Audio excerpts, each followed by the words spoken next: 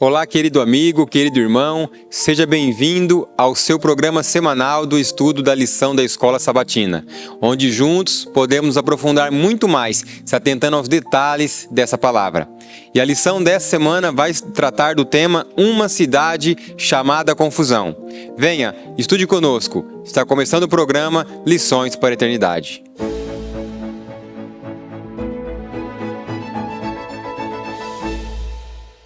É uma alegria imensa, mais uma vez, receber você aqui para juntos estudarmos a Palavra de Deus. O programa dessa semana vai trazer uma lição muito especial para nós, Uma Cidade Chamada Confusão. Mas antes de nós adentrarmos esse tema, gostaria de apresentar aqui meus companheiros de estudo. Aqui na minha direita está o irmão Alexandre. Seja bem-vindo, irmão Alexandre, mais uma vez nesse programa. Aqui na minha esquerda está o irmão Silverino Kiel, diretor do IAG. É um prazer tê-lo aqui para mais uma vez aprofundarmos na Palavra de Deus. Gostaria de convidar o irmão Alexandre para ler o verso áureo e já comentar para nós o que ele encontrou de importante nessa lição, o que gostaria de destacar para nós. Paz e graça a todos os irmãos. O texto aqui está escrito assim: juntos guerrearão contra o Cordeiro, mas o Cordeiro o derrotará. Pois é Senhor dos senhores e Rei dos reis. E com ele estarão os seus chamados, escolhidos e fiéis. Apocalipse 17, verso 4. É interessante que esse texto já fala logo para nós aqui que vai ter um grande conflito. Estamos num grande conflito, numa guerra espiritual.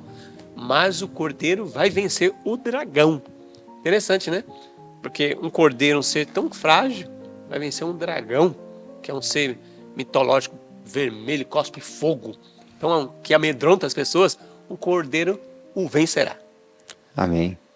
É uma alegria estar novamente aqui com os nossos queridos telespectadores que têm acompanhado esse guia semanal de estudos, né? Está aqui também com os meus colegas de trabalho. Bom, Apocalipse 17, 14 já lança um panorama geral daquilo que vai ser tratado não só na lição 9, mas também na lição 10.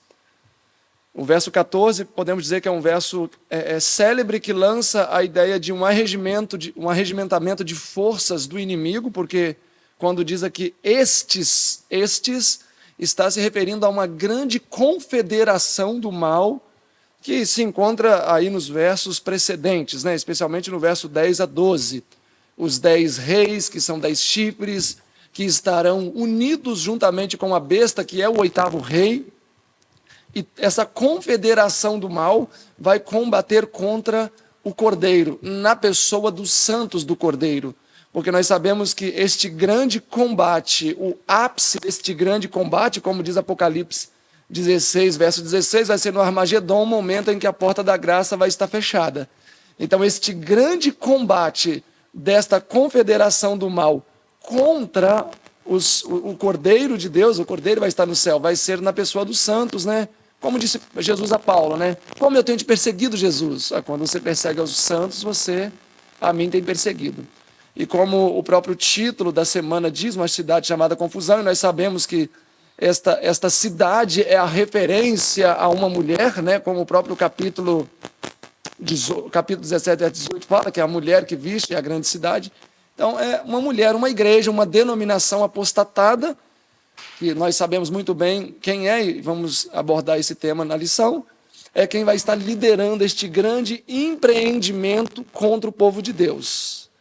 Essa cidade chamada Confusão, que na verdade é uma igreja, né? E a gente vê interessante que esse Armagedon que o Silverino comentou, o Cordeiro vence todas essas hostes inimigas, né? Que vem com poder bélico, poderoso, carnal, mas o Cordeiro vence. E um povo de Deus fiel, que é semelhante ao Cordeiro manso, vence porque é espiritual. Então o Armagedon é espiritual, é uma guerra travada na mente e nos corações. Interessante também que essa lição vai trazer para nós aqui duas mulheres, né? Uma vestida do sol, que está em Apocalipse 12, e outra vestida de escarlate, que está em Apocalipse 17. Uma mulher pura e uma mulher totalmente corrompida. E gostaria de fazer um pequeno comentário aqui de Apocalipse 17, o verso áureo que foi lido pelo irmão Alexandre, e já iremos avançar para o tema. O que eu achei interessante aqui, que aqui vem mostrando para nós que haverá um grande combate, uma grande guerra. Mas aqui já vem mostrando para nós também que o Cordeiro vai sair vencedor. Então é um combate do qual nós já sabemos do final dele. Interessante que quando nós pegamos Apocalipse 12, nós vamos ver ali que fala que Satanás ele veio fazer guerra contra o povo de Deus, aquele que guarda os mandamentos e tem a fé de Jesus. Em Apocalipse 13, nós vemos ali que vai sair uma ordem onde vai ser forçado o povo a adorar a besta. E em Apocalipse 17, versículo 14, nós vemos o final, o resultado, onde o Senhor sai vitorioso desse grande combate de Apocalipse 13 ali, e aqueles que estiverem ao lado do Senhor também vão sair vitoriosos. Então, hoje é o momento de nós tomarmos uma decisão, né? Avançando aqui na lição, nós vamos entrar falando um pouco sobre os dois sistemas opostos. Uma mulher pura e uma mulher corrompida. E nós sabemos que essa mulher corrompida, ela tem o nome de Babilônia. Então eu gostaria de trazer para os irmãos aqui comentarem sobre esses dois sistemas opostos, o que ocorrerá, como será esse combate, que já está revelado para nós em Apocalipse, mas precisamos aí abordar um pouco mais as características, né, dessas mulheres. Nós sabemos quem são esses dois protagonistas, né? Essas duas frentes que serão lançadas nesse grande conflito. E antes de eu contribuir propriamente dito com isso, eu até gostaria de ler, Kleber, aqui Gênesis 10, onde nós vamos encontrar, na verdade, que este grande conflito entre esses dois sistemas não é coisa de 605 para cá, quando o Império Babilônico surgiu no cenário mundial ali com Nabucodonosor, né, Daniel capítulo 1, mas já é um sistema que se arrasta desde eras antigas. Quando vamos, por exemplo, a Gênesis 10, nós vamos ver que aqui temos a origem de todas as grandes cidades. Por exemplo, Gênesis 10, verso 6. E os filhos de Cão são Cuxi, Mizraim, Put e Canaã. Mizraim é um nome até familiar. Tem até um filme que teve um tempo atrás aí sobre umas múmias no Egito, e um dos personagens se chamava Mizraim. Ou seja, Mizraim é um nome egípcio que remonta à ideia de Egito. Então, o Cão foi quem deu origem ao Egito. Vocês podem ver isso em Salmo 105, verso 23, Salmo 78, verso 51. Vai dizer, Israel peregrinou pelas terras do Egito. Sim, Israel peregrinou pelas terras de Cão. Então, Cão deu origem ao Egito. E aí o verso 8, e Cuxi gerou, Cuxi, um descendente de Cão, gerou a Nirode. E aí nós não vamos fazer um estudo exegético aqui de Gênesis 10, mas nós vamos perceber que as principais cidades ímpias, Assíria, cidades que foram realmente um calcanhar de Aquiles para o povo de Deus, surgiram justamente de Cão. Verso 8 de Gênesis 10, e Cuxi gerou a Nirode, e este começou a ser poderoso na terra. E este foi poderoso caçador diante da face do Senhor. Por isso diz, como Nirode, poderoso caçador diante do Senhor. Verso 10. E o princípio do seu reinado foi Babel. Ereque, Acade, Calné, na terra de Sinar. Daniel capítulo 1, verso 2, quando vai falar das invasões de Nabucodonosor a Jerusalém, diz que ele levou os seus utensílios da casa do Deus de Israel, de Jerusalém, para a terra do seu Deus, Sinar. Então aqui nós estamos falando da Mesopotâmia, a região sul do Iraque. Então esse personagem, Nimrod, é que deu origem a este poder. E quando nós vamos para o Patriarcas e Profetas, nós não vamos ler, mas a página 118 em diante, vai falar que quando Nimrod soube de que a terra tinha sido destruída por um dilúvio, ele se levantou em rebeldia contra Deus. Ou seja, o plano de Deus era implementar um sistema onde ele poderia reestabelecer a experiência edênica depois do dilúvio. Por isso que Deus varreu toda a iniquidade desse planeta. Entretanto, Nimrod é um tipo de Satanás, um símbolo de Satanás. Por quê? Porque agora, em um mundo que estava começando novamente a ser repovoado, ele se levanta querendo estabelecer um reino em conflito com o reino de Deus. O mesmo que Satanás fez no céu, o mesmo que ele fez no Éden em pessoa, Morrerás, certamente não morrerás. Ou seja, no meu reino você peca e não morre. No reino de Deus você peca e morre. Qual você prefere? Sendo que no meu reino você vai ter toda a liberdade. Então, quando Nimrod estabeleceu aquela torre, e daí vem a origem confusão, Peleg, até o nome de um dos descendentes de Jafé, se não me falha a memória, colocou o nome do filho dele de Peleg, porque em seus dias a terra foi dividida. Peleg, no hebraico, significa dividido. Então, ele estabeleceu um reino que iria contrapor o reino de Deus. E aí o Patriarcas vem dizendo, a partir da página 120, que ele queria estabelecer uma nova ordem mundial, em que ele seria o grande líder, mas na verdade era um arqui-rebelde contra o reino de Deus. E aí ele fez aquela torre enorme, e aí vem a origem da cidade, chamada Confusão, porque houve a confusão de línguas.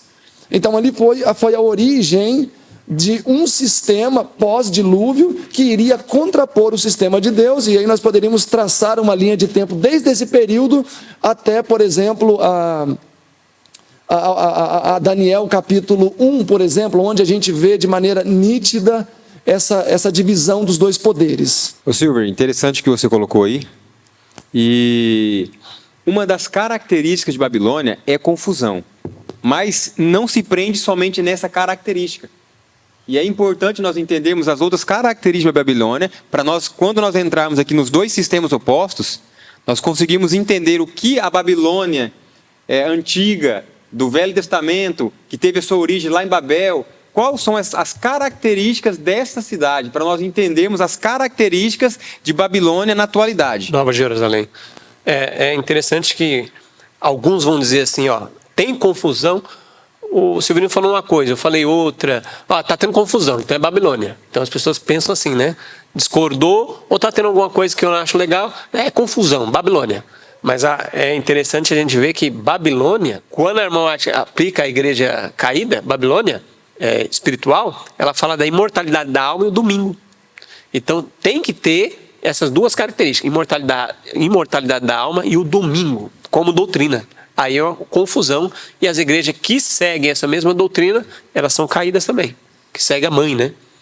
Não dá para poder se ater a somente um elemento para caracterizar uma denominação como sendo pertencente ao sistema de Babilônia.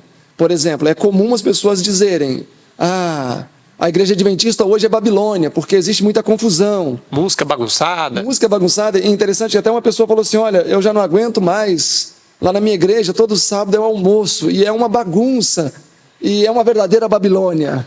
Ok, eu entendo que se eu falo isso de maneira, como que eu posso dizer, não de brincadeira, mas de uma maneira superficial, eu entendo que realmente confusão, Babilônia é confusão. Mas o que caracteriza, como o Dantas colocou, é um escopo de doutrinas falsas que militam contra as Escrituras. Então, o fato de existir um junta-panela na igreja, ou qualquer outro tipo de situação, não caracterizaria a igreja adventista como Babilônia, a não ser se ela abraçasse os caracteres doutrinários que caracterizam a igreja católica como Babilônia. Como oficial, né? E Ellen White, quando ela fala sobre isso, se você colocar ali no centro de pesquisa do Centro White, você vai ver que tem uns 6 textos, mais ou menos, que ela está fazendo referência que a igreja adventista, sétimo dia, não é Babilônia. É óbvio que ela não está falando dessa confusão. Ela está falando do contexto geral. Então, por exemplo, o que poderíamos citar? O Dan já citou pelo menos uma doutrina, duas, né? A santidade de domingo é uma doutrina chave que vai caracterizar esse sistema como Babilônia, como confusão. A crença na imortalidade da alma, né? Por exemplo, como diz o Grande Conflito 588, né? Que a imortalidade da alma e a santidade do domingo vai unir toda a cristandade. Caracteriza também que esse sistema é confusão, é Babilônia.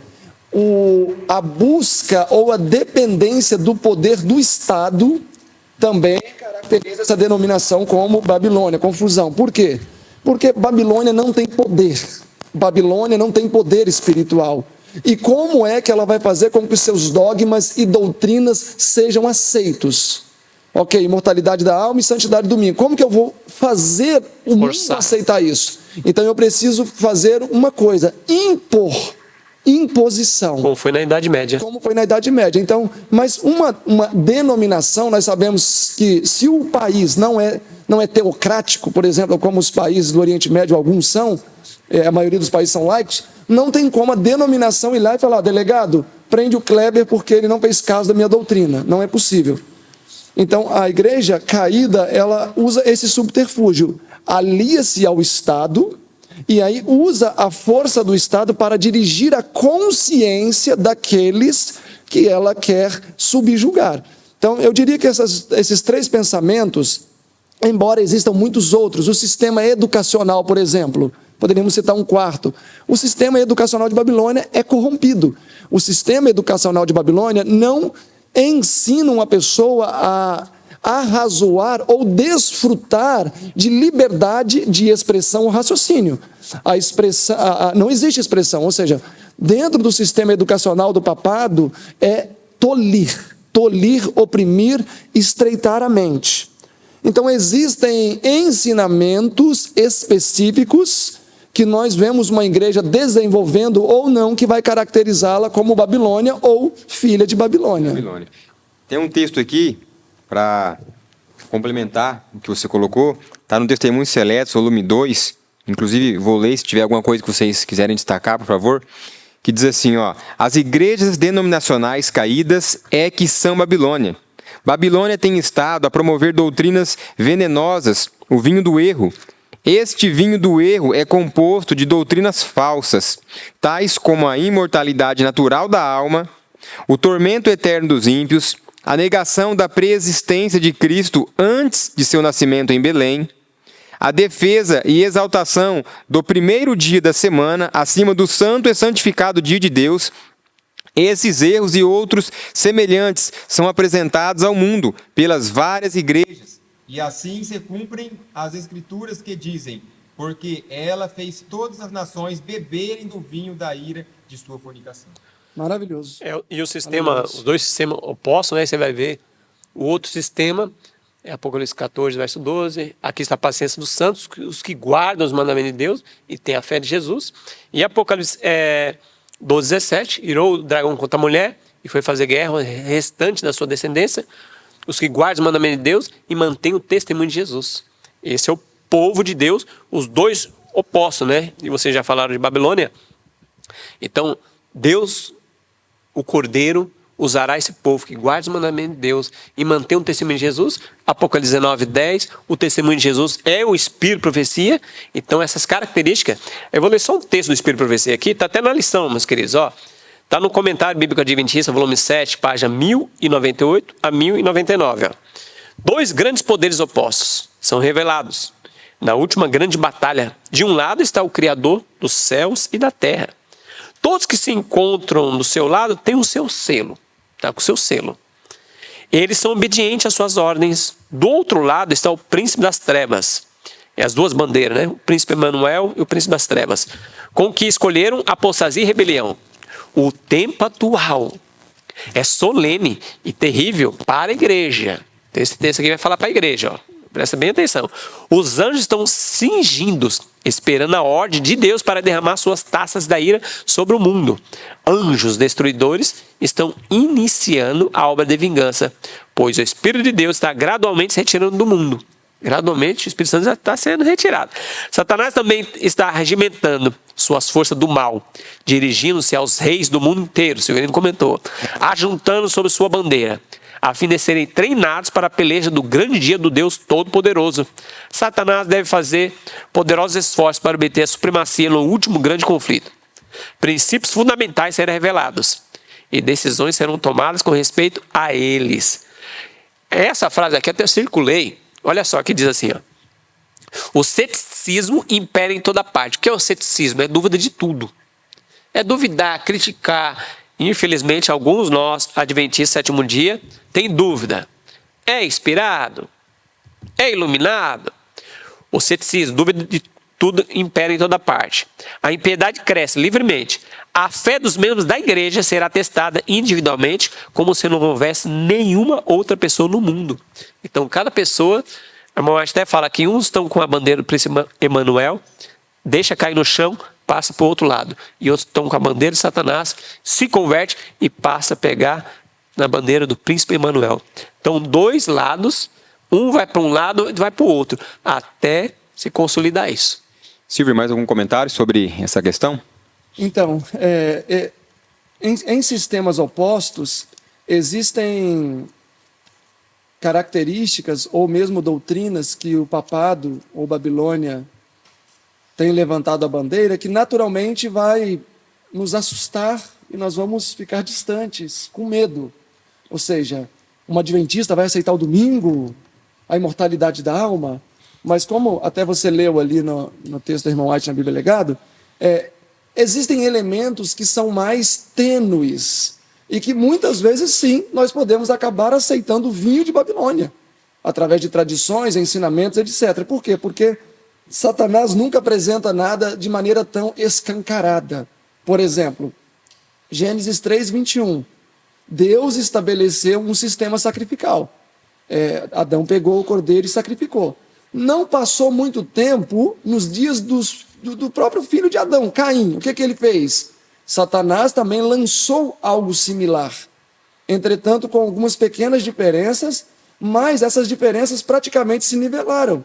De maneira que nos dias de Abraão sacrificava ovelhas e os ímpios, os gentios, também sacrificavam ovelhas, do mesmo jeito.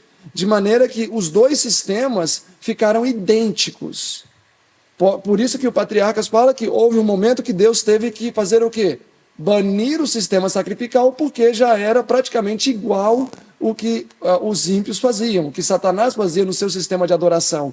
E o próprio povo de Deus, que ao início faziam os sacrifícios com quebrantamento de coração, agora já pecavam sabendo, eu vou pecar e mato um cordeiro e o problema está resolvido. Ou seja, é fácil, peque e viva.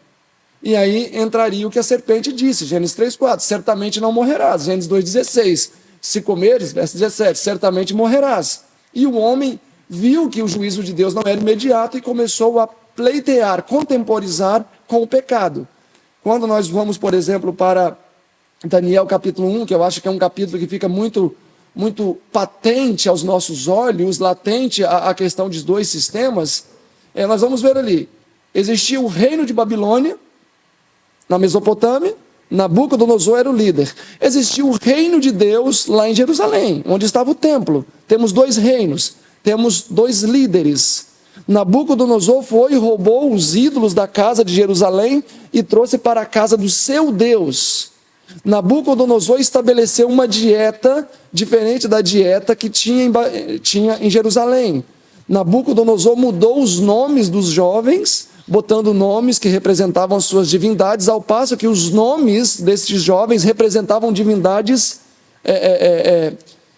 traços de caráter, na verdade, que os pais queriam ver desenvolvidos nos filhos.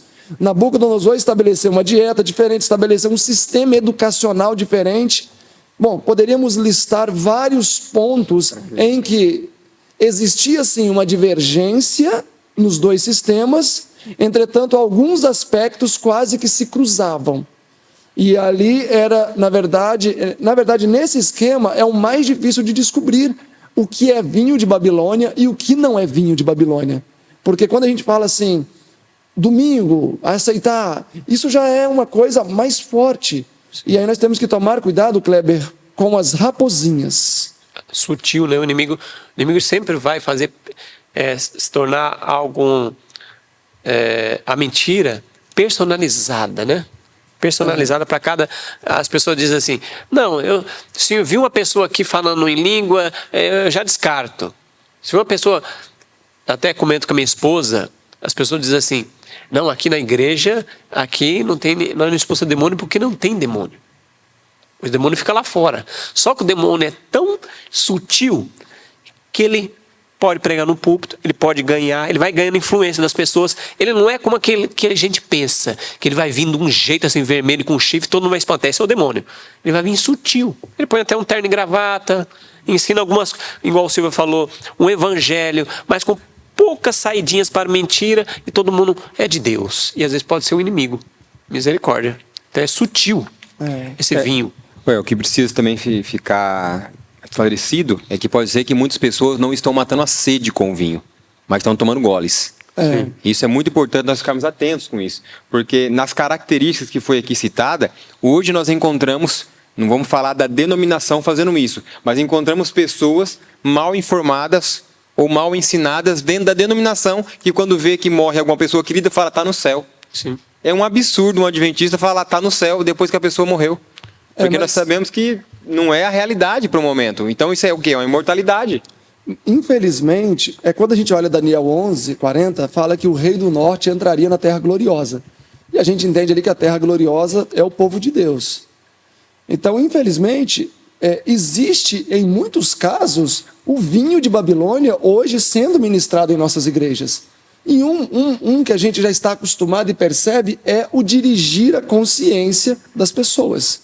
Hoje isso é muito forte dentro da igreja adventista, a intenção de dirigir a consciência das pessoas. E, no caso, os pastores, muitos, né, como já foi até mencionado, alguns casos, onde eles praticam pecados abertos, terríveis, mas reivindicam o título de ungidos do Senhor, assim como os antigos sacerdotes faziam.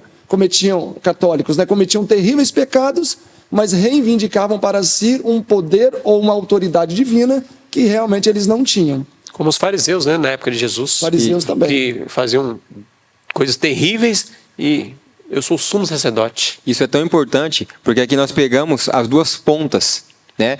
A apostasia, com um forçar a consciência, ó, se você fizer isso ou aquilo, você vai se tornar um perfeccionista, e nós vamos ter que te tirar do meio, como tem acontecido hoje em dia, e também os fanáticos. Que os fanáticos eles começam a impor as situações, impor as coisas, e falar assim, ó, se não fizer, está perdido. E aí nós estamos vendo aí várias heresias. É o espírito do papado. Espírito do papado. Exatamente. Então, assim, esse é um ponto interessante que vale explorar. O espírito do papado não é só guardar o domingo. Ok, eu sou vegetariano, eu vivo no campo, eu sigo a verdade presente. Na minha prateleira tem 2 coleções dessa aqui, minha e uma da minha esposa, cada um pega o seu.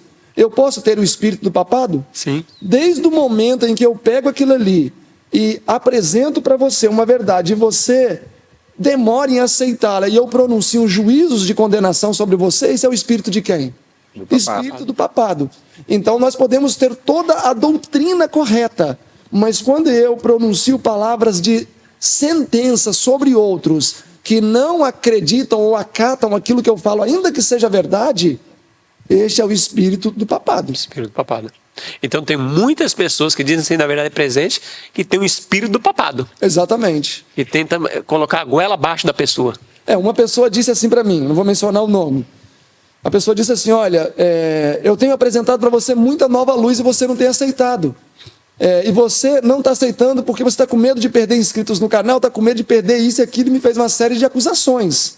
É uma pessoa com toda a roupagem de verdade presente. Mas ele estava querendo me forçar a aceitar um ensinamento que eu não concordava.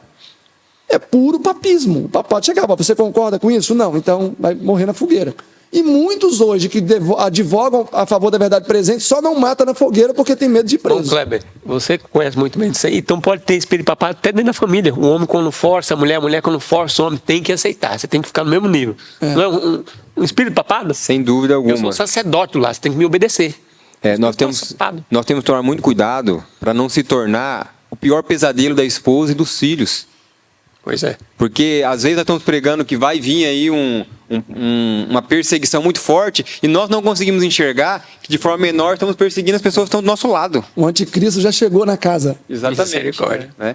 E trazendo aqui sobre o vinho da ira, Apocalipse 14:8, fala um pouco vai falar ali sobre a mensagem do segundo anjo. E seguiu outro anjo dizendo, Babilônia caiu aquela grande cidade, porque ela fez todas as nações beberem do vinho da ira de sua fornicação. O Espírito de Profecia, falando sobre isso, aqui no livro Material 88, volume 2, página 364, diz assim, que é esse vinho? Suas doutrinas falsas. Ela deu ao mundo um sábado falso em vez do sábado do 4º mandamento. E tem repetido a mentira que Satanás disse no princípio a Eva, no Éden. A imortalidade natural da alma. Muitos erros semelhantes tem ela propagado por todas partes, ensinando doutrinas que são preceitos de homens. Bom, Se nós formos destacar aqui esses dois pontos, o sábado e a imortalidade da alma, quantas igrejas sobrariam? Essa é a pergunta que eu faço para vocês. Quantas igrejas ficariam em pé nesse momento? Destacando esses dois pontos apenas, né? Sobre o vinho da ira. Realmente, em se tratando hoje do descanso dominical, foi algo que Satanás estabeleceu para fazer uma contrafação com o sábado, e podemos dizer que colou. Quando nós olhamos para o Éden, nós temos duas instituições gêmeas estabelecidas ali. A primeira foi o sábado, e a segunda, como podemos dizer assim, para coroar esta festa, foi o primeiro casamento, a família. Quando nós olhamos para o governo de Satanás, ele também tem buscado fazer isso. Ele já estabeleceu o seu dia de guarda, e nós sabemos que agora ele está estabelecendo também o seu matrimônio, o matrimônio homossexual. Tudo isso para fazer uma confrontação àquilo que Deus havia estabelecido. E na verdade, Dantas, por mais que a imortalidade da alma, como diz aqui, eu vou até ler o texto na íntegra, o Grande Controvérsia 588, diz: mediante os dois grandes erros, a imortalidade da alma e a santidade do domingo, Satanás há de enredar todos os povos em suas malhas. Enquanto o primeiro lança o fundamento do espiritismo, a imortalidade da alma, o último cria um laço de simpatia com Roma. Então ele consegue criar um laço de simpatia com todos. Agora, por que eu vejo ser relevante a parte do espiritismo, por exemplo? Embora eu acredito que no final o ponto de litígio maior ainda vai ser o domingo versus sábado, né? O grande conflito na página 57 diz: os apóstolos, conforme os espíritos os personificarão, aparecerão como espíritos de mentira. Então, isso para mim me assusta, porque ali está declarando que nos últimos dias os apóstolos vão aparecer. Homens que fizeram história ali no Antigo Testamento. Imagina Paulo, que eu tanto amo, ele aparece: Silverino, sou eu, o apóstolo Paulo. Que maravilha que você tenha apreciado os meus escritos, mas olha, algumas coisas ali você está interpretando errado. E vai começar, como diz ali na página 577, vai começar a distorcer as escrituras. E já imaginaram se nós não tivermos alicerçados realmente na palavra? Aí fica difícil, porque pessoas aparecerão, até parentes, dizendo segredos que só vocês dois sabiam. Então, se não tiver alicerçado, mas Deus tem uma mensagem que vai ser para um povo, os dois grupos vai ser bem, um do lado esquerdo, do lado direito, bem, que todo mundo vai, visível. Olha só, bem rapidinho, Testemunho para a Igreja, volume 6, página 51, ó. A verdade presente tem que ser nosso principal assunto. A mensagem do terceiro anjo deve realizar sua obra de separar das igrejas um povo que decidirá em favor dos princípios da verdade eterna. Nossa mensagem é de vida ou morte, e devemos permitir que ela apareça como realmente é, não pode esconder. O grande poder de Deus, devemos apresentá-la em toda a sua força, que é o grande poder de Deus. Mensagem presente. O Senhor, então, os tornará eficaz. É nosso privilégio esperar grandes coisas, até mesmo a demonstração do Espírito de Deus. É esse poder que convencerá e converterá os corações. Olha, então, pensa que o Silveira estava falando, apóstolos aparecendo, um povo pregando, curando pessoas, cura verdadeira. Milhares se convertem em um só dia, então as pessoas estão olhando. Eu vou por o que eu estou vendo ou o que está escrito e esse povo está cumprindo? Para onde eu vou? Somente aqueles que amam a palavra de Deus vão andar com o povo, guarda os mandamentos de Deus. Quem não ama, gosta só do bababá, bagunça, vai ter a bagunça. Vai ter oba-oba, mão para cima, e aquela moça, você está sentindo, os apóstolos estão junto conosco, vai se perder. Misericórdia. Aqui a lição de segunda, ela vem trazendo também para nós que chegará um dia em que Deus vai chamar o povo a sair desse sistema. Por quê? Porque tem fiéis dentro dessas denominações. Povo meu, sai dela, povo meu. E quando será esse tempo? Será que está longe? Será que está perto? Pelos acontecimentos, o que vocês acreditam? Eu acredito que está mais perto do que nunca, né? Esse aí é o momento áureo da história da humanidade, é quando for ser dado início ao alto clamor, derramamento da chuva serôdia. E aí nós vamos ver que em vários lugares essa profecia aparece, sei lá, Zacarias. Nós fomos a Zacarias capítulo 2, verso 6. Fugi da terra do norte, diz o Senhor, escapai da terra dos caldeus, verso 7. Sião, escapa tu que habitas com as filhas de Babilônia. E aí nós poderíamos ir para vários lugares. Por exemplo, Isaías 13 vai falar sobre a queda da Babilônia, um remanescente. Isaías 21 vai falar sobre também a queda de Babilônia e um remanescente. Entretanto, esses dois capítulos, Isaías 13 e Isaías 21, vai falar mais no sentido literal da queda de Babilônia em 539, Daniel 5. Mas aí também, se você for para Isaías 47, 48, vai falar sobre queda da Babilônia. Inclusive, não só falar de queda de Babilônia, mas vai fazer um chamado também. Isaías 48, verso 20. Sai dela, povo meu, fugi de entre os caldeus. No sentido literal também, em 539, quando os medos e persas invadiram Babilônia e destruíram. Mas esse capítulo 47, 48 vai falar sobre queda da Babilônia. Se você vai para Jeremias, capítulo 50, vai ter também ali o chamado sai dela, povo meu.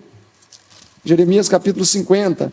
E é interessante que Jeremias 50, ele vai apresentar de maneira muito ampla, e eu gosto até mais de Jeremias 50 e 51, até mais do que Daniel 5, porque aqui vai apresentar as duas frentes. Até um ponto interessante que vai apresentar que Deus tentou curar Babilônia. Jeremias capítulo 51, verso 9. Queríamos curar Babilônia, disse o Senhor, entretanto, ela não sarou. Deixai-a e vamo-nos cada um para a sua terra, porque o juízo chegou até o céu e se elevou até as mais altas nuvens. Apocalipse 18, 5. Os seus pecados se acumularam até o céu. Daniel 5. Porque ali diz também que quando o vinho de Belsazar tocou o fundo do copo, os pecados de Babilônia se acumularam até o céu. E aí nós sabemos o que aconteceu. E aí nós temos Daniel 5, nós temos Zacarias 2, enfim, vários outros lugares onde apresenta a queda de Babilônia no sentido físico e no sentido espiritual também. E nesse momento em que Babilônia está caindo, na verdade uma pergunta: o que configura a queda de Babilônia no sentido pleno? O que configura a queda de Babilônia no sentido pleno? Agora eu que estou fazendo a pergunta, estou no meu lugar do Kleber. O que configura a queda de Babilônia no sentido pleno é o que Isaías 1 fala. Não fala relacionado diretamente isso, mas dá para entender. Isaías 1, versículo... Se não tivesse deixado um remanescente em Israel, já como Sodoma, eles seriam. 1, verso 9. Então, o que hoje ainda faz com que Babilônia não tenha caído plenamente? É que existe ainda um povo fiel ali. Só que quando o alto clamor for dado, esses fiéis começarem a sair, naturalmente esse sistema vai colapsar mesmo. Vão começar conflitos e nós sabemos que até ali, Apocalipse 17 fala que eles vão se voltar um contra os outros. E aí, muitos, como diz Apocalipse 17, os grandes líderes da terra vão comer a carne da prostituta. Ou seja, vai existir um conflito dentro do próprio sistema, bancarrota, colapsou. E isso vai acontecer a hora que os fiéis começarem a sair, atendendo ao chamado do alto clamor. E a Bíblia, ela é um livro onde mostra Deus a todo momento chamando o povo a sair de Babilônia. Porque se nós avaliarmos, quando começou a história ali na era patriarcal, o chamado de Abraão foi para sair de onde? Ur dos caldeus, do meio de Babilônia. O chamado ali também, que o Silver leu ali, onde ele chamou o povo para sair do meio dos caldeus, é um chamado a sair. Exatamente. E na nossa atualidade também é um chamado a sair. E o interessante é que Deus ele sempre quis e quer salvar aqueles que ainda estão em Babilônia, que são fiéis. Porque Deus ele fez um trabalho excepcional para salvar Nabucodonosor. Nós sabemos do resultado, né? Nabucodonosor, através do testemunho e do exemplo de Daniel ali, do trabalho, acreditamos que ele é um homem que estará no céu. E eu gostaria de falar agora especialmente para você que está nos acompanhando. Às vezes você está até assustado com tanta informação falando sobre Babilônia. Mas é importante para você entender que a Igreja Adventista do Sétimo Dia não é Babilônia. para ser Babilônia, tem que ter todas essas características que as igrejas caídas aí fora estão tendo. Continuemos o estudo e vamos avançar na mensagem. Só que os irmãos, nós, comunidade adventista, tem que ficar muito esperto, porque a igreja na doutrina não é Babilônia. Mas pode ser que o irmãozinho do meu lado ou eu sejam de Babilônia. Entretenimento de Babilônia, educação de Babilônia. Roupa e comida. E roupa e comida. Então, eu não estou em Babilônia, mas trago as coisas de Babilônia e tento evangelizar o irmãozinho do meu lado, dentro da igreja, com vinho de Babilônia. Terrível. Agente Satanás, que a irmã Arte fala. E eu até me lembrei, Dantas, desse texto aqui, quer ver? Capítulo 7 de Atos, verso 39. O qual nossos pais não quiseram obedecer, antes rejeitaram a verdade e em seus corações voltaram para o Egito. Ou seja, é quando nós estamos fora de Babilônia, mas Babilônia está dentro de nós. É igual a mulher de Ló. Ela saiu de Sodoma, mas Sodoma não saiu dela. Sim. E ela nem alcançou o objetivo final, nem morreu em Sodoma. Ela ficou pelo meio do caminho, morna, sal. Então eu falo para os irmãos, fiquem firmes com a verdade, não importa quem for. Eu não vou ler o texto inteiro, o Profeta dos Reis, página 298, só vou pontuar. Hoje é o tempo de provação, hoje. Risco até da própria vida, pessoas podem perder o emprego, até a própria vida. A verdade será obedecida, embora o resultado seja prisão, exílio ou morte. Pode até ter exclusão da igreja, não sei. Satanás, com todas as forças do mal, não pode destruir o mais fraco dos santos de Deus. Então, se a pessoa está na igreja evangélica, eu quero sair, mas família, tradição, anos nós estamos na igreja. Como que eu vou sair, irmão Kleber? Irmãos, se apega nas mãos do Senhor. O mais fraco será o mais forte e o menor será o maior. E com o poder do Senhor Jesus, ele vence. E ele derruba todas as tradições e segue o cordeiro para onde quer que ele vá. Amém. Bom, fazendo um pequeno resumo da lição, aqui vem falando de uma mulher apostatada, do qual é Babilônia, que oferece e tem dado aí o seu vinho para todos tomarem. E aqui na Bíblia, em Apocalipse, cita que na sua testa está escrito mistério, Babilônia a Grande. O que seria esse mistério? Gostaria de perguntar para os meus queridos aqui da mesa. Eu posso contribuir, ou Dantas contribui o mistério. Eu só queria ler um texto, Kleber, ainda sobre o vinho, que está em Isaías. Isaías, capítulo 29. Por favor, meu querido. Perdão, Isaías, capítulo 29. Bom, o capítulo 28 e 29 vai falar sobre a experiência de Israel embriagado. E eu gosto desse verso 9 do capítulo 29, que diz: tardai e maravilhai-vos, folgai e clamai, bêbados estão, mas não de vinho, andam cambaleando, mas não de bebida forte. O capítulo 28 e 29 vai falar que existem pessoas que estão bêbadas doutrinariamente falando. E até o verso 10 do capítulo 28 fala, porque é mandamento sobre mandamento, mandamento sobre mandamento, regra sobre regra, regra sobre regra, um pouco aqui, um pouco ali. A forma de estudar a Bíblia para não estarmos embebedados com o vinho de Babilônia. E Paulo, em 1 Coríntios 2,14, diz, 2,13, as quais também falamos, não com palavras que a sabedoria humana ensina, mas as palavras que o Espírito Santo ensina, comparando as coisas espirituais com as coisas espirituais. Ou seja, a tradição humana pode se tornar vinho de Babilônia. Quando a gente olha aqui, por exemplo, Marcos 7, em essência, isso é o vinho de Babilônia. É quando o ensinamento não tem fundamento bíblico. Então, vale agora a gente raciocinar em cima disso o seguinte: Grande Conflito 588, realmente lança o princípio fundamental, imortalidade da alma e a santidade do domingo. Mas toda doutrina que não é fundamentada na Bíblia, ela tem só uma origem. Não existem duas origens. Ou ela é vinho do engano, ou ela é o pão da vida. Por exemplo, os fariseus, eles bebiam vinho de Babilônia? Capítulo 7 vai falar sobre as tradições dos fariseus, que eles censuravam os discípulos porque os discípulos comiam sem lavar as mãos. E Jesus disse para eles, versículo 5, depois perguntaram-lhe os fariseus e os escribas, Marcos 7, 5. Por que não andam os teus discípulos conforme a tradição dos antigos, mas comem o pão sem lavar as mãos? Conforme a tradição dos antigos. Mas quais antigos eram esses? Não os antigos profetas, não era o antigo oráculo, mas os antigos escribas e fariseus. E ele respondeu e disse-lhe, bem profetizou Isaías acerca de vós, hipócritas. E aí cita Isaías 29, 13. Como está escrito, Este povo honra-me com os seus lábios, e o seu coração está longe de mim. Em vão, porém, me honram, ensinando doutrinas que são mandamentos de homens. Vinho de Babilônia. Por quê? Deixando o mandamento de Deus, retendes as tradições dos homens, como lavar de jarros e copos. Verso 9. E dizia-lhes: bem invalidais o mandamento de Deus para guardardes a vossa própria tradição. Então existem muitos ensinamentos hoje, quer no adventismo ou fora, que são ensinos fundamentados na sabedoria humana, contrários à palavra de Deus. Por exemplo, a Bíblia fala, o Espírito de Profecia em vários lugares fala: devemos vencer como Jesus venceu. E tem vários teólogos contemporâneos que dizem: quem foi que disse que precisamos vencer como Jesus venceu? Ou seja, está contrário o que a palavra diz.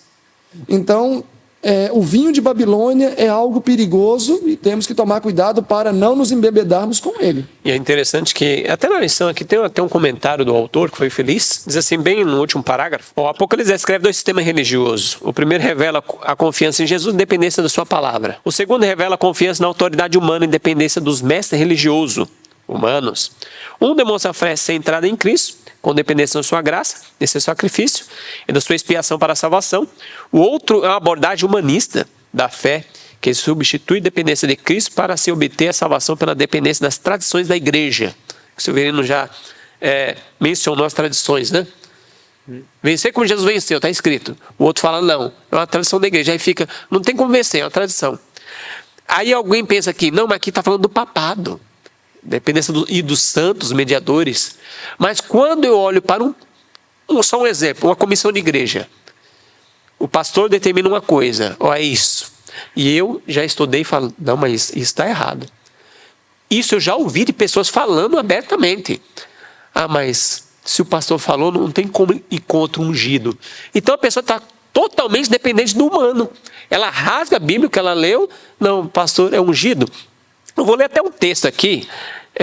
Claro que todos os fiéis, nós vamos ver aqui quem é ungido de Deus. Primeiro, Crônica 16, 22, dizendo, sempre pego esse texto, mas não lê o texto na íntegra. Não toqueis os meus ungidos, nem maltratei os meus profetas. Então aqui está falando do contexto de um servo de Deus. Se a pessoa é um servo de Deus, ela é ungida do Senhor. Ela deixou de ser um servo de Deus, ela automaticamente vai saindo. A unção de Deus, ela não é mais ungida de Deus. Se torna ungido do outro, do inimigo. Então tem muito cuidado com a pessoa batendo, está fazendo coisa errada, eu sou ungido de Deus, e vai, e acha que é ungido de Deus. Até teve o senhor não deve recordar isso aí, alguém que era sacerdote, e Deus falou assim, era sacerdote eterno, né? Falou, longe de mim, você ser sacerdote eterno, longe de mim. E Deus invalidou aquilo lá, que era a linhagem, era o sacerdote, daquela linhagem. Deus falou, longe de mim, para sempre, nunca. Muito bom, irmão Alexandre. E voltando aqui na lição, só para ficar bem didático, qual é o mistério? Babilônia a grande, como está lá em Apocalipse, mas qual é esse mistério, Silver?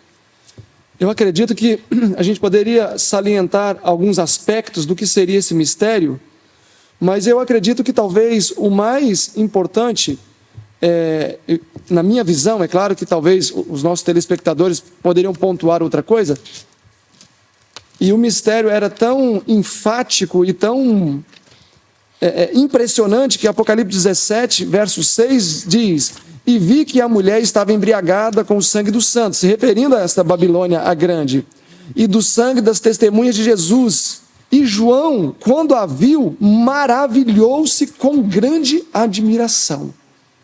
O que eu entendo, Kleber, dessa situação? Quando nós vemos a palavra mistério, Babilônia grande, ele vai aparecer no Apocalipse. Quando a gente olha lá nos livros que eu mencionei, nos capítulos, Jeremias 50, 51, Isaías 47, 48, Isaías 21 e 13, Daniel 5, Zacarias 2, etc. E tem outros lugares também que essa ideia vai aparecer. A palavra mistério não aparece, mas em Apocalipse aparece. Para mim, o maior mistério para João foi ele ver a igreja verdadeira ter se tornado a grande meretriz. O livro Eventos Finais, eu vou falar a página para vocês aqui, eu anotei essa referência. Capítulo 2, versículo 18. A igreja de Tiatira, a transição de Pérgamo para Tiatira. Eventos Finais 228, fala que a igreja pura apostólica apostatou-se e se tornou o filho do pecado. Então, para mim, o maior mistério foi como que a igreja apostólica, fundada pelo próprio Cristo, uma igreja que deu a sua vida, quando olhamos para o período de Éfeso, o período de Esmirna especialmente, onde milhares foram mortos, e esta mesma igreja, no período de Pérgamo, que significa elevado, transigência, caiu em apostasia e se tornou a igreja de Tiatira, o filho do pecado. Então, o próprio João, quando teve essa visão de Babilônia, a grande, a misteriosa Babilônia, em visão ele saiu dos seus dias, né? Em visão ele saiu dos seus dias. Então, quando ele teve essa visão desta mulher, ele já estava a partir do ano 538.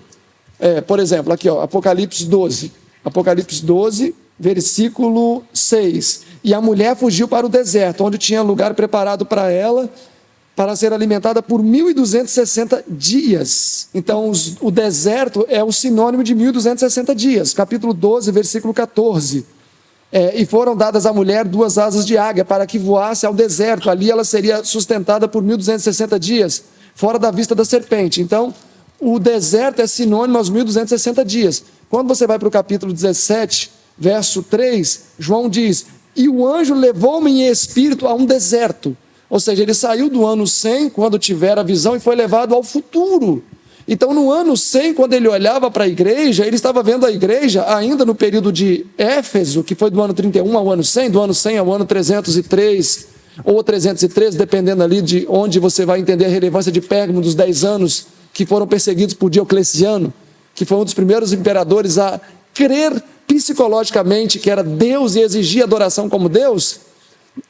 Vamos estar saindo desse período de Éfeso, onde João via uma igreja sendo massacrada. Ele viu essa igreja continuando a ser massacrada no período de Esmirna. Mas o que acontece no período de Pérgamo? A partir do ano 313 ou 323, com a pseudo-conversão de Constantino. Ele viu esta igreja que era perseguida, perseguindo. Como diz o livro Grande Conflito, 2º capítulo. A igreja de perseguida passou a perseguir. Então, quando a Bíblia diz, no capítulo 17, verso 3, que João foi levado ao deserto, ele saiu do ano 100 e foi para o ano 538. Em diante, o período do deserto. E aí o capítulo 17, verso 8 fala: e a besta que viste foi.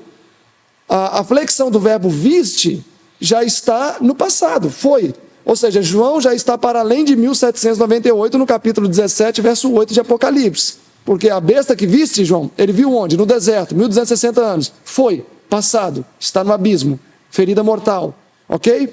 Então, quando ele olha para aquela igreja, que há pouco tempo ele olha ela aqui, morrendo e agora matando, ele não pôde entender realmente aquele mistério, a não ser, como diz o texto, né? Capítulo 17, verso 6, se maravilhar diante daquela cena. E ainda falou que era a mãe das meretrizes, né? Então, dentro do que o senhor falou, dentro dessa história, surge a reforma protestante, mas eles não avançaram, se afastaram do papado, depois ingressaram. E quando menciona mãe, Dantas, está falando não só no sentido de autoridade, mas no sentido de geração. Ou seja, ela gerou outras igrejas, ela gerou filhas. Então, a relação entre Babilônia e as filhas que seguem os seus mesmos princípios doutrinários é muito íntima, é relação de mãe e filha, por isso que vão estar juntos no final. E a irmã White fala que o domingo é um filho do papado, então eles levam esse filho com eles. Exatamente. Muito bom, eu acredito que ficou bem explicado, que os irmãos tiverem alguma dúvida aí que está assistindo, pode deixar o seu comentário, deixe sua pergunta aí, e que Deus possa conduzir nós nesse momento para entendermos aqui o que a lição vai trazer agora, porque a lição vem falando de 2 mulheres, 2 igrejas, e agora ela vai trazer para nós aqui um chamado ao compromisso. Deus, ele tem um compromisso com a sua igreja, e ele chama nós agora a ter um compromisso também com ele. O que os irmãos gostariam de destacar sobre esse chamado, que é tão importante para nós na atualidade que nós estamos vivendo? Porque só comentando o que o Silvio colocou, essa igreja que João viu, qual foi a palavra para ele? Já não é, né? Mas será. Então nós temos que nesse momento, ou seja, aquele poder perseguidor, né, já não era, naquele momento não era, mas voltará a ser. Então nós temos que ter um compromisso com Deus, porque ainda que pareça que a derrota é certa para o povo de Deus, o que é certo é a vitória para aqueles que estão ao lado de Cristo. E essa igreja em 1929 tomou a ferida mortal e ela está sendo curada. Quando ela ganhar igreja e Estado novamente junta, ela é curada e volta ao que o Silverino falou, na Idade Média. E aí o chamado para nós é pregar as 3 mensagens angélicas, Apocalipse 14. É um chamado, é a última mensagem de advertência ao mundo. Deus chama nós adventistas do 7º dia. Não é para perder tempo com outra mensagem, até que seja ótima mensagem, bonita, bem explanada, mas é as 3 mensagens angélicas. Cada indivíduo deve compreender que Cristo é seu salvador pessoal. Então o amor, o zelo e a firmeza serão manifestados na vida. Isso é justiça pela fé, né? É manifestada a obra, quando Cristo está no coração. Cristo jamais deve ser esquecido. Os anjos disseram a respeito dele: você porá nele o nome de Jesus, porque ele salvará o seu povo dos pecados deles, não nos pecados. Mateus 1, verso 21, promessa habilitadora. Jesus, precioso Salvador, certeza, solicitudes, segurança e paz. Tudo isso encontra nele. Ele dissipa todas nossas dúvidas e garante todas as nossas esperanças. Quão precioso é o pensamento que verdadeiramente podemos nos tornar participantes da natureza divina e assim vencer como Cristo venceu. Olha, irmãos. Beleza. Ô, glória. Beleza. Então nós estamos junto com Jesus. É a mensagem. Juntou com Jesus. Uma pessoa que está nas drogas, agora ela pode ser uma pessoa pura. Vencer com Jesus venceu. Uma pessoa que está na prostituição, agora é uma pessoa pura, uma pessoa virgem com Jesus. Esse é o evangelho. Só terminando o texto aqui, ó. Jesus é a plenitude de todas as expectativas. Ele é a melodia dos nossos cânticos. A sombra de uma grande rocha em terra seca. Ele é a água viva para a alma sedenta. E é o nosso refúgio em meio às tempestades. É a nossa justiça, nossa santificação, nossa redenção. Quando Cristo se torna nosso Salvador pessoal, exibimos os louvores daqueles que nos chamou das trevas para a sua maravilhosa luz. Refletindo a Cristo, página 13. Então, irmãos, quando a gente se converter, nós vamos levar a conversão e uma família bem ordenada, irmão Kleber. Glória a Deus. É um testemunho que os homens não podem contradizer. Nós vamos pegar em testemunho a todas as nações. O terceiro Elias, a família pregando juntas. E as pessoas vão dizer assim, que estão em Babilônia: puxa, mas que família, que mensagem que vocês vivem. A alimentação de vocês, como aquela mulher que veio ver Salomão. Puxa, eu vim ver vocês, é melhor do que eu fiquei sabendo. A alimentação de vocês, a educação, a alimentação. Eles vão vir, sai dela, povo, eles vão ir e vão pegar na orla da sua calça. Para onde você for, irmão Kleber, eu quero ir. Chuva será derramando e a pregação rapidamente prega no mundo inteiro. Amém. E dentro dessa temática ainda, de um chamado ao compromisso, Silverino, quais as palavras que você poderia trazer aqui para aquelas pessoas que entendem qual é o caminho, mas estão amedrontadas, assustadas com tudo que está acontecendo no mundo e o que vai acontecer ainda? Parece até que você leu meus pensamentos com a sua colocação, que justamente eu estava aberto em Daniel 3. E eu acredito que em Daniel 3 existem todos esses elementos: risco, perigo, decisão, resultados permanentes. Porque quando a gente pensa no decreto dominical, Kleber, muitas pessoas pensam que vai ser algo terrível. Eu quero até ler no Verdade sobre os Anjos, página 267, tem o texto que eu vou ler. Entretanto, eu quero ler do Manuscript Release, volume 2, página 113, onde está o texto na íntegra. Então, por que eu vou ficar com fragmentos se eu tenho ele na íntegra aqui? E esse livro o IAG tem aqui, né? Temos aqui. Ótimo. E nós vamos estar publicando a coleção inteira, são 23 volumes. Ô, glória. Aqui está falando sobre o tempo do fim. Haviam bloqueado os nossos recursos, etc. As pessoas tinham pedido qualquer favor. E embaixo, a parte que eu quero salientar diz: eles declaravam que tinham a verdade, que milagres estavam entre eles, que os anjos do céu conversavam com eles e andavam com eles, que grande poder, sinais e maravilhas eram realizados entre eles, e que aquele era o milênio temporal que esperavam há tanto tempo. O mundo inteiro estava convertido em harmonia, paz e amor com a lei dominical. E este pequeno e débil povo se destacava em desafio às leis da terra em favor das leis de Deus. reivindicando serem os únicos que estavam certos. E de fato estavam, os únicos, um pequeno povo, diante de um grande e terrível conflito. Daniel 3, verso 10 diz, né? E tu, ó rei, fizestes um decreto. O livro Manuscript Release, volume 19, página 91, o Eventos Finais, página 135, expressa a mesma ideia. Entretanto, a página 135 do Eventos Finais é uma extração de Manuscript Release, volume 19, página 91. Então ali está o completo. Fala que da mesma maneira que foi levantada uma estátua de ouro no campo de Dura, está se levantando um domingo. E ali a irmã White segue descrevendo nos parágrafos posteriores que da mesma maneira que levantou-se uma estátua, essa mesma estátua será levantada. Não da forma de imagem, mas agora o domingo. Então, quando nós olhamos para Daniel 3, nós temos todos os elementos importantes, organizados, do que vai acontecer no final. Por exemplo, nós sabemos que o decreto dominical vai ser o resultado da união da igreja e o Estado.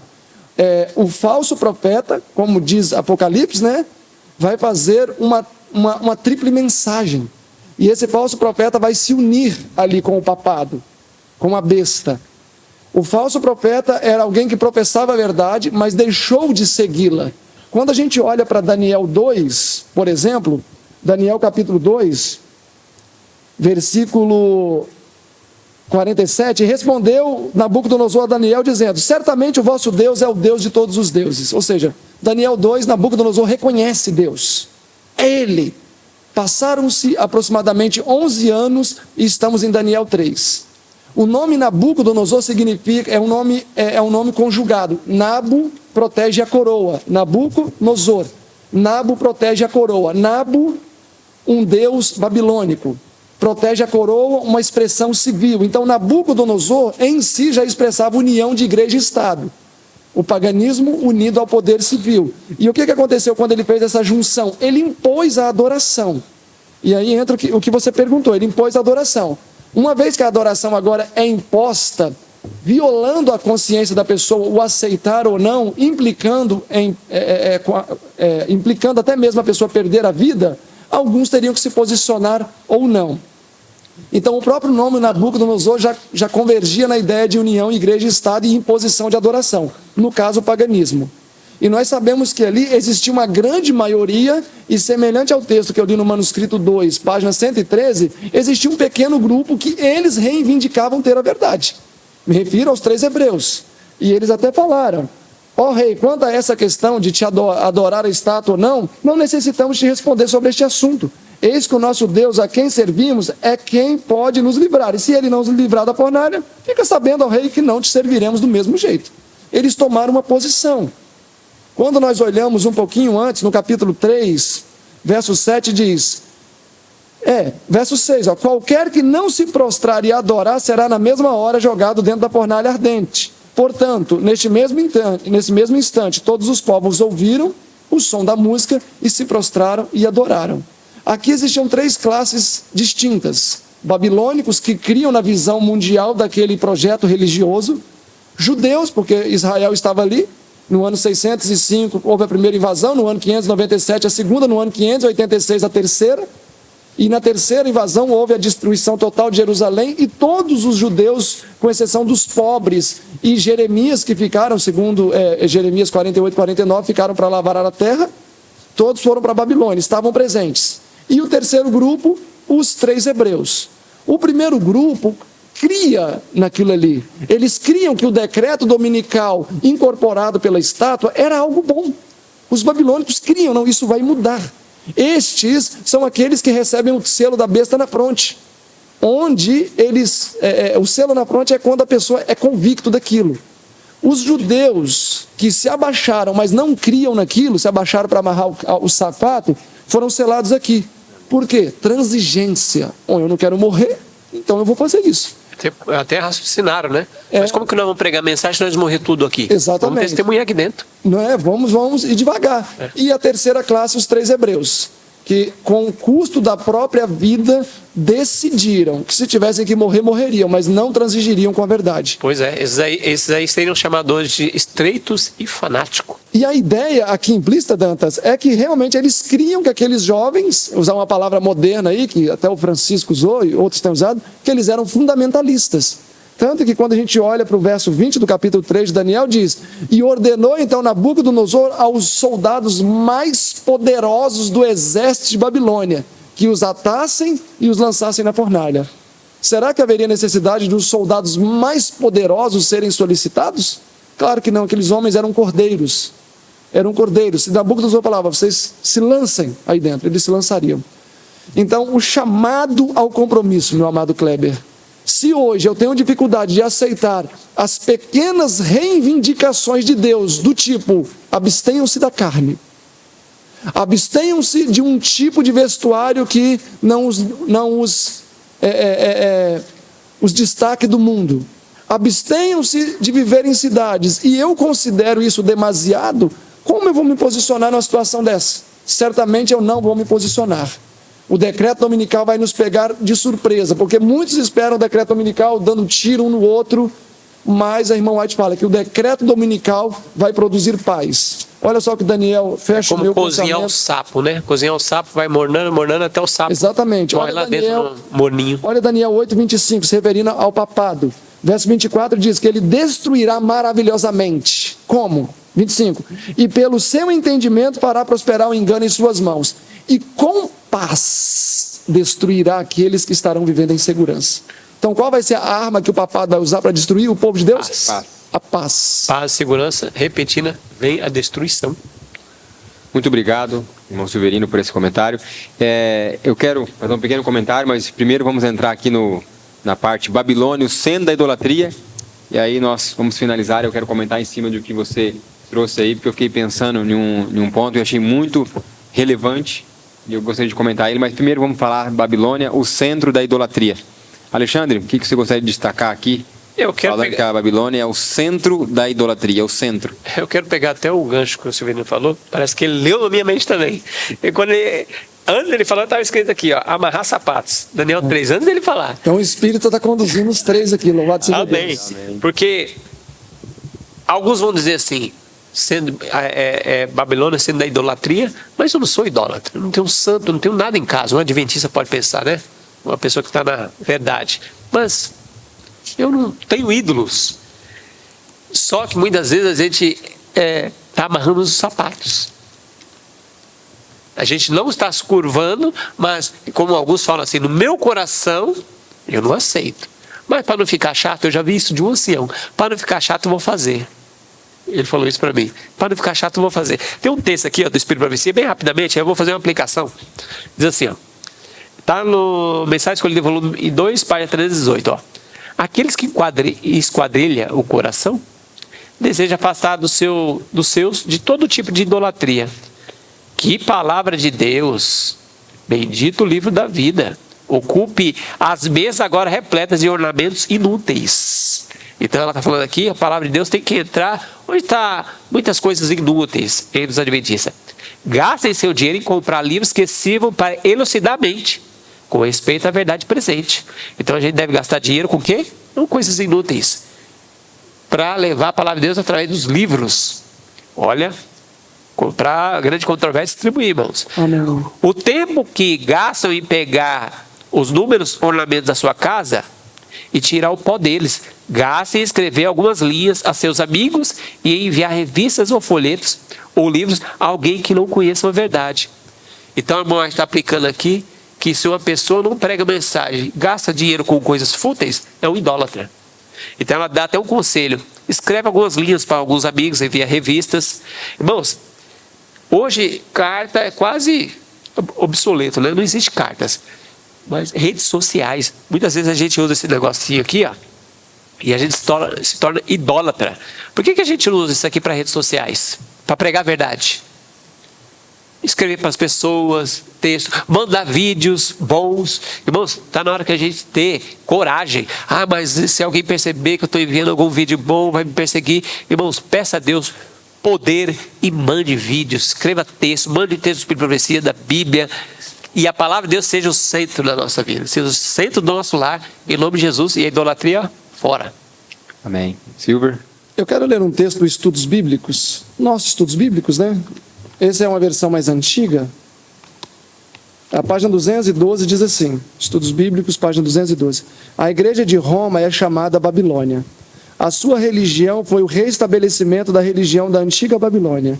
Ela tem pretensões a um sacerdócio com poderes e privilégios excepcionais, justamente como fazia a antiga Babilônia. Pelo dogma da Imaculada Conceição da Virgem Maria, nega haver Deus em Cristo assumida a mesma carne caída do homem, exatamente como fazia a antiga Babilônia. Uau, então se eu crer que Que Jesus não assumiu a natureza caída, é uma doutrina de Babilônia. Misericórdia.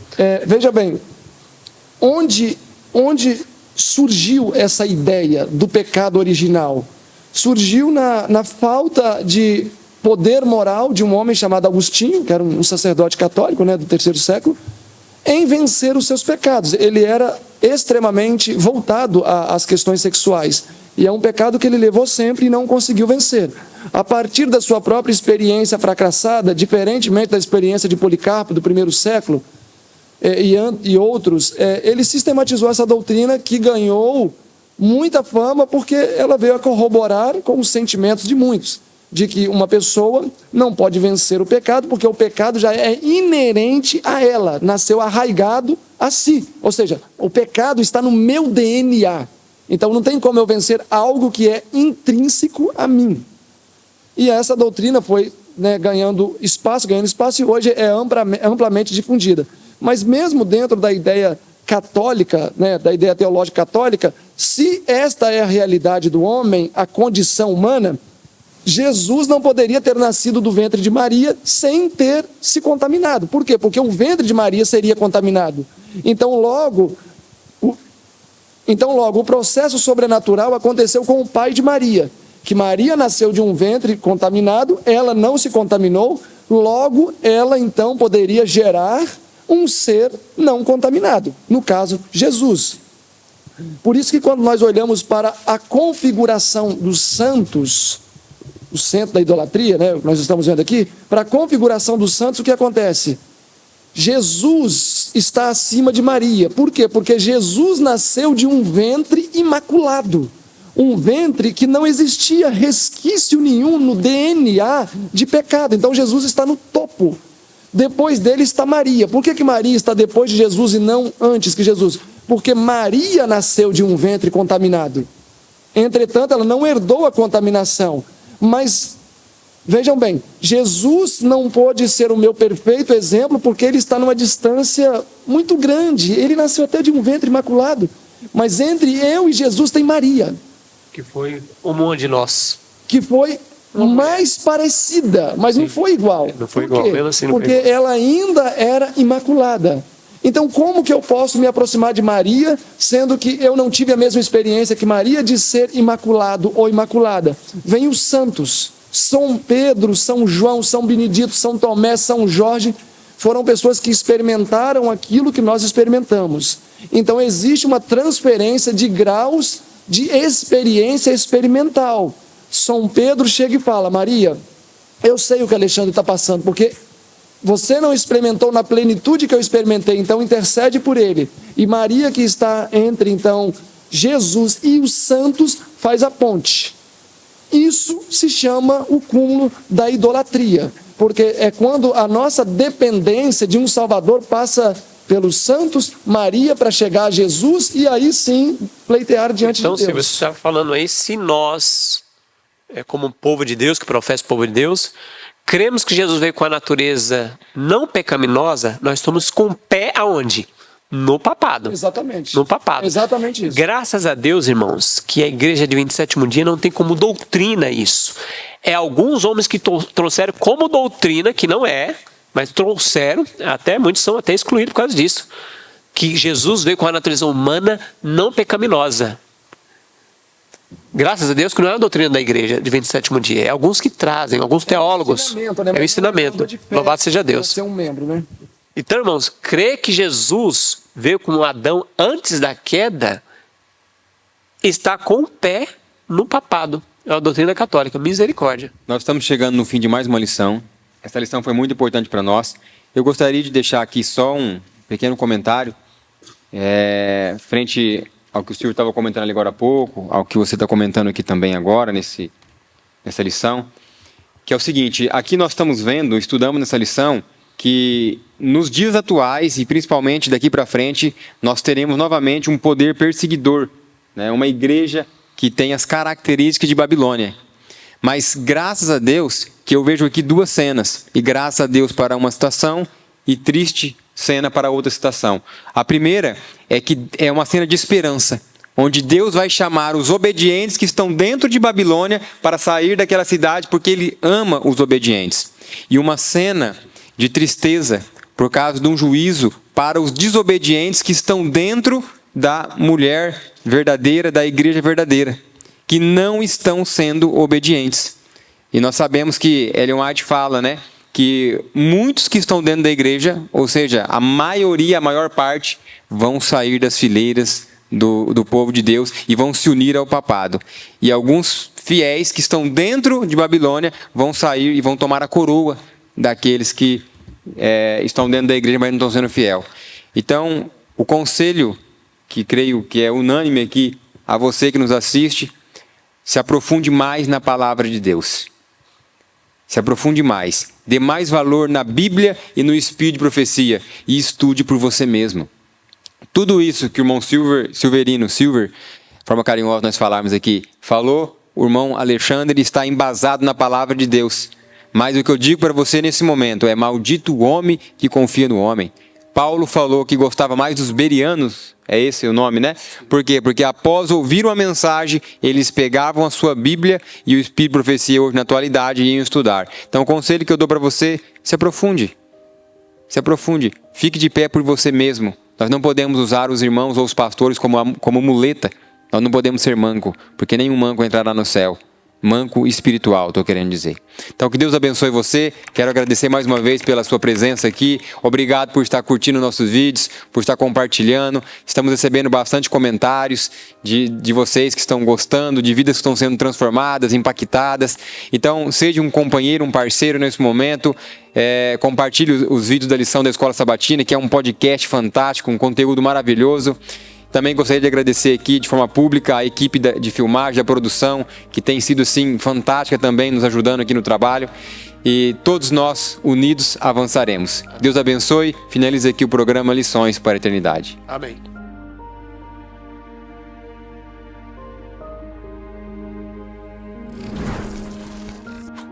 IAG. Juntos avançaremos.